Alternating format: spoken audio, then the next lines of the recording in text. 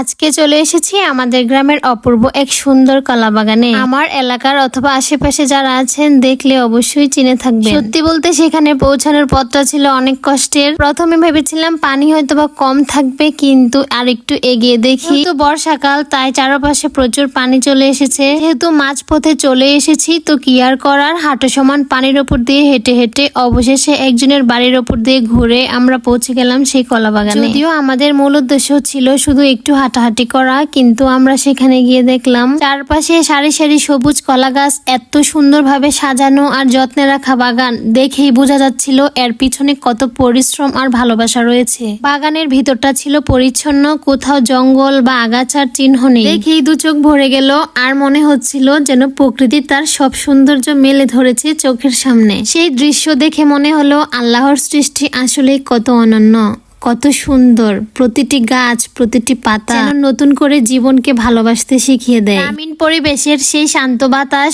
পাখির ডাক আর সবুজের সমারোহে মনে হচ্ছিল এই তো সত্যিকারের শান্তি। শরীরের সব কষ্ট যেন মুহূর্তেই ভুলে গেলাম। সন্ধ্যার দিকে যখন সূর্য ধীরে ধীরে পশ্চিমে হেলে পড়ছিল, তখন চারপাশটা আরো মায়াময় হয়ে উঠল। আর ওই দূরে চোখ পড়লো দুর্গাপুর ব্রিজে। অনেকেই চিনতে পারবেন, ব্রিজের চারপাশটা এত সুন্দর ছিল, মনে হচ্ছিল গ্রামের এই ছোট্ট জায়গাটা যেন পৃথিবীর সবচেয়ে শান্তির কোণ। ফেরার পথে এদিকে একটা মুরগির ফার্ম চোখে পড়লো, যদিও আমি র্যান্ডমলি ভিডিও ক্লিপগুলো নিয়েছিলাম। আজ পর্যন্ত সময়টা অনেক ভালো কেটেছি। প্রকৃতির সান্নিধ্য কাটানো এই মুহূর্তগুলো সত্যি অমূল্য। মনকে প্রশান্তি দেয় আর শরীরকে করে হালকা, আর জীবনকে শেখায় কৃতজ্ঞ হতে। এই তো ছিল আজকের দিনের গল্প, আমাদের গ্রামের কলা বাগান, হাঁটাহাঁটি আর প্রকৃতির মায়াময় দৃশ্য। আমার এলাকার আশেপাশে যদি কেউ চিনে থাকেন অবশ্যই কমেন্ট করে জানিয়ে যাবেন। এই পর্যন্তই, ভালো থাকবেন সবাই, আল্লাহ হাফেজ।